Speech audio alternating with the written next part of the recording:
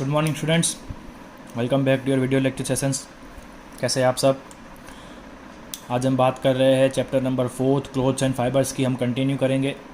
हमने वीविंग वो सब देख लिया था, स्पिनिंग, हम फाइबर में से यान कैसे बनाते हैं और यान में से जो मशीन कपड़े बनाती है उसे हम लूम कहते हैं, राइट।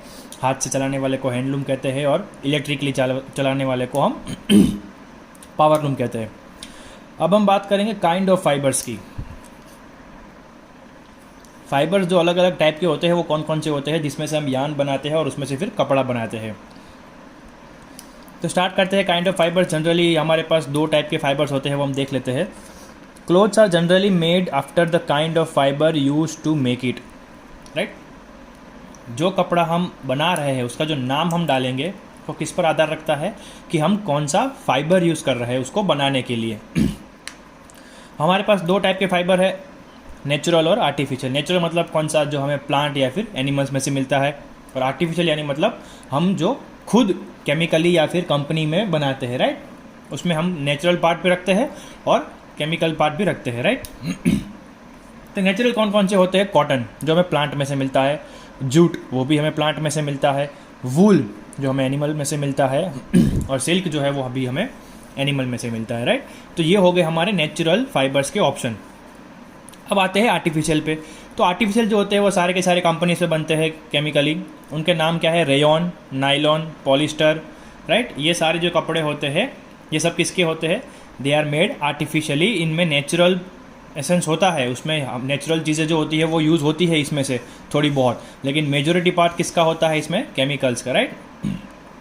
तो अब हम इस चैप्टर में सिर्फ और सिर्फ नेचुरल फाइबर डिस्कस करेंगे, और वो भी प्लांट में से जो मिलता है वो, मतलब कि कॉटन आ गया, जूट आ गया, और इसके अलावा एक और है फ्लैक्स, राइट। वो हम भी आगे डिस्कस करेंगे। वूल और सिल्क जो है वो एनिमल का होता है, वो हमने आगे के चैप्टर्स में डिस्कस कर लिया है।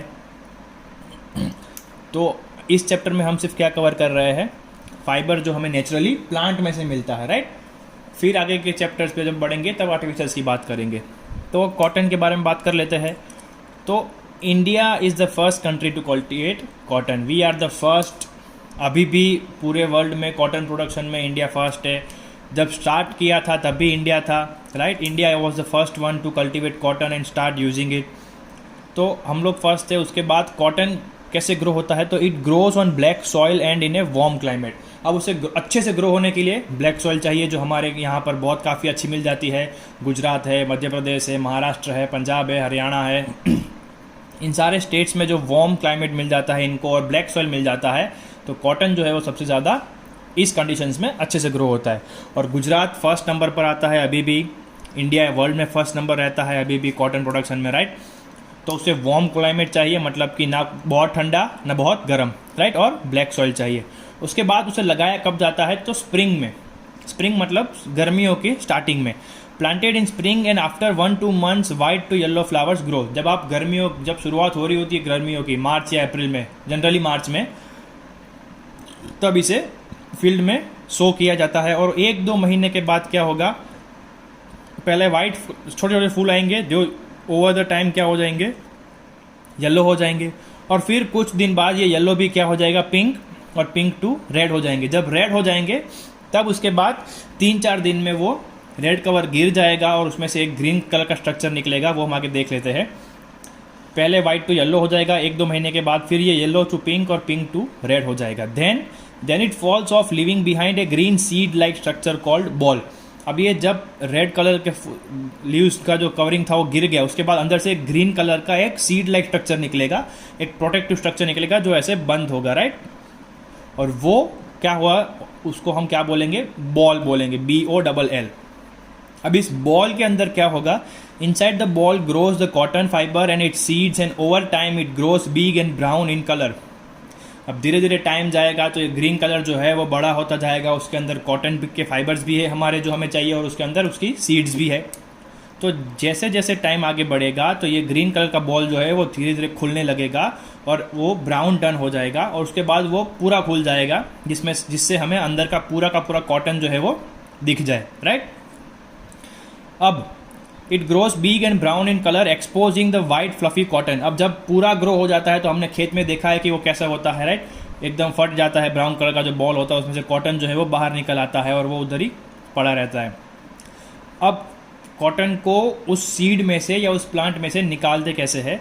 तो cotton is hand picked from plants. अब ये क्यों किया जाता है? पहले तो कॉटन क्या लिखा है यहाँ पे? Cotton is hand picked from plants, मतलब कि उसे हाथ से निकालना पड़ता है। कॉटन को अलग अलग सीड्स में से, अलग अलग प्लांट्स में से हाथ से निकालना पड़ता है। ऐसा क्यों? तो इसका इसलिए होता है क्योंकि कॉटन जो है वो अलग अलग टाइम पर पकते हैं। ऐसा नहीं है कि एक साथ पूरे खेत में एक ही साथ पक जाएंगे, राइट? कोई आज पकेगा, कोई 2 हफ्ते बाद निकलेगा, कोई 2 महीने बाद निकलेगा, राइट? तो अलग अलग टाइम होता है, तो उसको क्या करना पड़ेगा? हाथ से ही करना पड़ेगा। That is why cotton is hand picked. अभी क्या हो गया है, मशीन्स आ गए हैं, तो वो राह देखते हैं कि जब मेजॉरिटी पार्ट जो होता है हमारे खेत का वो पूरा राइप हो जाए, पक जाए, कॉटन सारा ग्रो हो जाए, अच्छे से निकल आए, उसके बाद एक साथ क्या करेंगे? सारा कॉटन निकाल लेंगे। उसके लिए एक मशीन यूज़ करते हैं जिसका नाम है जिन, GIN। फिगर 4.5 में आपको वो दिया हुआ है जिन मशीन कैसा दिखता है आपको। उधर पूरे खेत का एक फ़ोटो भी है जहाँ पे वो जिन निकाल रहा है कॉटन, राइट? तो आपको अच्छे से आइडिया आ जाएगा। तो पहले जिन नहीं था तो लोग हैंड पिक करते थे। हैंड पिक अभी भी करते हैं जिनके पास जिन नहीं होता है, या फिर जिन्हें अलग अलग टाइम पे अलग अलग कॉटन निकालने की ज़रूरत पड़ती है। जो लोग राह नहीं देख सकते कि भाई एक साथ सबको पक जाने दो उसके बाद जिन लगा देंगे, तो वो लोग जब जैसे जैसे कॉटन पकता जाता है वैसे वैसे वो लोग निकालते जाते हैं, राइट? अब ये जिन काम कैसे करता है वो देख लेते हैं। तो पहले जिन कैसा दिखता है वो देख लेते हैं। तो gin has steel pins attached which act as comb to remove the cotton from balls. अब ये जो जिन होता है उसके आगे स्टील की एक प्लेट्स लगी होती है, बहुत सारी, 3-4 अलग अलग डिस्टेंस पे। जब आप फिगर 4.5 देखोगे तो आपको वो समझ में आ जाएगा कि वो स्टील प्लेट्स कौन सी होती है। अब वो किसका काम करता है? कोम्ब का। जो अब हम बाल बनाते हैं तो कोम्ब यूज़ करते हैं, तो उसके जो 2 सीले होते हैं उसके बीच में जगह होती है, वैसे ही ये स्टील प्लेट जो जिन पे लगी हुई है वो क्या करेगा? कोम की तरह काम करेगा। और वो कोम क्या करेगा? उस कॉटन को निकाल देगा और अंदर अपने ले लेगा। जो पीछे एक बड़ा सा डिपोजिशन बॉक्स होगा उसके अंदर डाल देगा, राइट? किस में से निकालेगा? वो बॉल्स में से, क्योंकि हमने अभी आगे पढ़ा कि ये ग्रीन स्ट्रक्चर जो होता है वो धीरे धीरे बड़ा होता है और उसमें से वो ब्राउन कलर का हो जाता है और उसके बाद अंदर से वाइट कलर का कॉटन जो है वो बाहर निकल आता है। उसे हम क्या बोलते हैं? बॉल बोलते हैं। तो ये जिन क्या करेगा? उस बॉल्स में से कॉटन निकाल के अलग कर देगा। इस प्रोसेस को क्या बोलेंगे हम? जिनिंग बोलेंगे। जिन जो खेत में से हमारा कॉटन निकाल रहा है उस प्रोसेस को हम क्या बोलेंगे? जिनिंग बोलेंगे। अब जिनिंग करने के बाद कॉटन को इकट्ठा करके पैक किया जाता है। This ginned cotton is then pressed into bundles called bales. अब बहुत सारा कॉटन इकट्ठा हो गया पूरे खेत का, तो वो क्या करेंगे? उन्हें प्रेस करके अलग अलग बंडल्स में डिस्ट्रीब्यूट कर देंगे। तो वो जो एक बंडल बना उस बंडल को क्या बोलेंगे? बेल बोलेंगे। अब पता कैसे चलेगा कि सारे बंडल एक जैसे ही है या फिर एक जैसे कैसे रखने हैं? तो उसके लिए भी हमें एक स्पेसिफिक वेट दिया गया है कि each bale weighs up to 200 kg। 200 kilo में जितना कॉटन आएगा उतना उसको पैक कर देंगे और उस पैकिंग को हम क्या बोलेंगे? बेल बोलेंगे, राइट? वो जो बंडल बना 200 किलो का, वो एक बंडल को हम क्या बोलेंगे? Bale, right? ऐसे सारे कॉटन को क्या करेंगे? 200-200 किलो के अलग अलग बंडल्स में डाल देंगे और उसे वो पैक कर देंगे, जिसे क्या बोला जाता है? बेल्स बोला जाता है, राइट? तो ये हो गया कॉटन का ग्रोथ, उसको निकालने की प्रोसेस। उसको निकालने के लिए कौन सा मशीन यूज़ होता है वो, निकालने के बाद उसे पैक कैसे करते हैं वो भी आ गया, राइट? तो अब उसके बाद उसका हम यूजेस देख लेते हैं। तो कॉटन जो है वो बहुत वाइड यूज होता है। कॉटन के यूजेस बहुत होते हैं। हमको टेक्स्ट बुक में जो है वो इस साल 8 दिए हुए हैं, जो कि सब कुछ कवर कर लेता है। देख लेते हैं। पहला कॉटन कहाँ यूज़ होता है? कपड़े बनाने में, फॉर मेकिंग क्लोथ्स। आपको पता है कॉटन के कपड़े आते हैं, राइट? यू नो कि आप लोग कपड़े पहनते भी हो कॉटन के। उसके बाद फॉर मेकिंग रेयन। अब ये रेयन आपने अभी अभी आगे पढ़ा है, जब हमने वीडियो स्टार्ट किया और जब हमने डिस्कस किया था कि फाइबर 2 तरह के होते हैं, नेचुरल और आर्टिफिशियल। तो उसमें आर्टिफिशियल में पहला नाम था रेयन, दूसरा नाम था नायलॉन, तीसरा था पॉलिस्टर। तो जब मैंने बात की थी कि वो कैसे बनते हैं, तो हमने ये बोला था कि जो रेयन, नायलॉन, पॉलिस्टर जैसे सिंथेटिक या आर्टिफिशियल फाइबर्स बनते हैं तो वो केमिकली यूज़ होते हैं, केमिकली बनते हैं और उसमें नेचुरल फाइबर्स का भी हाथ रहता है, राइट? तो यहाँ पर रेयन बनाने के लिए क्या यूज़ होता है? कॉटन थोड़ा सा यूज़ होता है, राइट? अब उसके बाद for making paper and cellophane. तो पेपर बनाने में भी एक काम आता है, जो अभी हम पढ़ रहे हैं, जिस बुक के ऊपर मैंने लिखा है वो पेपर बनाने में कभी कभी कॉटन यूज़ होता है। फिर उसके बाद क्या है? For making gun cotton. अब गन कॉटन जो है वो पहले के ज़माने में यूज़ किया जाता है, एक बारूद है, राइट? एक्सप्लोजिव है जो बड़े बड़े धमाके करता था। तो अभी भी बनता है लेकिन अभी यूज़ कम हो गया है, बट वो उससे बन सकता है। एक्सप्लोजिव है एक, डायनामाइट या बॉम्ब जैसा, राइट। कॉटन से गन कॉटन भी बनता है। फिर उसके बाद for filling pillows, mattresses, cushions, right.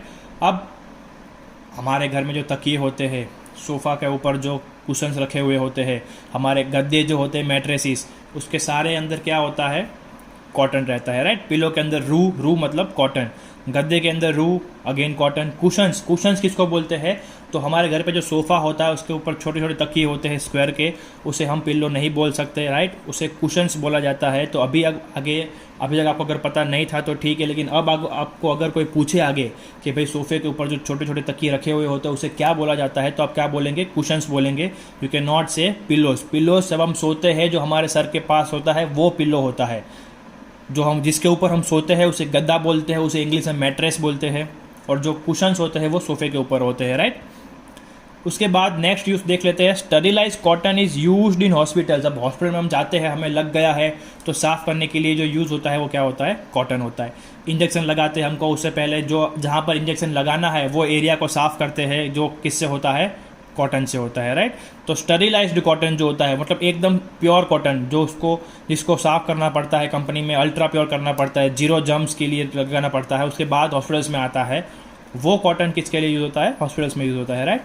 अब उसके बाद in house hold mops for cleaning. हमारे अभी जो न्यू जनरेशन के पोचे आ गए हैं स्टैंड वाले, बड़ा सा एक क्या होता है, हैंडल होता है, उससे हम पूरे घर में पोछा लगा सकते हैं। तो नीचे जो कपड़ा रखा हुआ होता है वो भी उसमें क्या होता है, कॉटन का एक पार्ट होता है, राइट। तो हम लोग जो घर में पोछा लगाते हैं वो भी किसका होता है, कॉटन का होता है। अब इसके अलावा खाने की चीज़ भी बनती है उससे। तो cotton seed is use to make oil. Cotton seed का तेल बनता है, कपासिया जिसे हम बोलते हैं, राइट। उसके बाद वेजिटेबल घी भी कॉटन सीड से ही बनता है। साबुन बनाने में कॉटन सीड ऑयल यूज़ होता है। तो कॉटन का हमने देखा कि बहुत सारा वेराइड यूज़ है, एक ही जगह पर उसका यूज़ जो है वो सीमित नहीं रहता है। It is used very widely, very variedly, right. कपड़े बनाने में आ गया, फिर आर्टिफिशियल सिंथेटिक में भी आ गया, फाइबर्स में, फिर पेपर बनाने में, एक्सप्लोजिव बनाने में, गद्दे बनाने में, पिल्लोज बनाने में, हॉस्पिटल्स में आ गया, राइट, पोछा लगाने में, खाने में भी आ गया। तो कॉटन जो है वो बहुत ही वाइड यूज्ड है, राइट। अब यहाँ पर आज का वीडियो ख़त्म करते हैं। अगला जो हमारा टॉपिक है जूट और फ्लैक्स, वो नेक्स्ट टॉपिक में ले लेंगे। तो यहीं पर आपको होमवर्क लिखा हुआ मैंने नीचे आपको पढ़ देता हूँ मैं। Name 2 types of fibres with examples. आपको सिर्फ फाइबर्स के नाम लिखने हैं, कौन कौन से हैं, नेचुरल और आर्टिफिशियल, और दोनों के एक एक दो दो एग्जाम्पल लिखने हैं, राइट। फिर आपको लिखना है राइट अबाउट कॉटन। तो कॉटन के बारे में हमने आगे जो पढ़ा कि कॉटन कब ग्रो होता है, कहाँ ग्रो होता है, कैसे ग्रो होता है, वो कैसे पकता है, कैसे निकाला जाता है। तो आगे के पेज में जो भी पैराग्राफ था कॉटन का वो आपको इसी वीडियो में से लिखना है। ये वाला आपको नहीं लिखना है। ये जो पैराग्राफ है वो आपको यहाँ पे लिखना है, डिस्क्राइब जिनिंग। वो भी आप यहाँ से नहीं लिखोगे, आप पीडीएफ में से लिखोगे। पीडीएफ में आपको यूजेस जो आपको दिया हुआ है, यूजेस ऑफ कॉटन, उसके ऊपर का एक पैराग्राफ है वो आपको लिखना है। थर्ड क्वेश्चन का आंसर डिस्क्राइब जिनिंग जो है कि भाई जिनिंग क्या है, वी नो कि फील्ड में से जो कॉटन ग्रो हो गया है उसे निकालने की प्रोसेस को हम जिनिंग बोलते हैं। तो वो सारा का सारा आप कहाँ से लोगे, पीडीएफ में से लोगे, जो कि आपका यूजेस का पैराग्राफ स्टार्ट होता है उसके जस्ट ऊपर का पैराग्राफ, राइट। और फिर आपको लिखा हुआ है right the uses of cotton, जो आप यहाँ से नहीं लिखोगे, आपको पीडीएफ में से लिखना है। Write down the use of cotton. ये वहाँ पर भी 8 है, यहाँ पर भी 8 है, यहाँ पर आपको समझाने के लिए कम रखा गया है, वहाँ पर आपको पॉइंट 2 मिल जाएगा, तो आपको वहीं से लिखना है। होमवर्क करके मुझे पीडीएफ भेज दीजिएगा। मिलते हैं अगले वीडियो में, तब तक stay home, stay safe, take care, bye.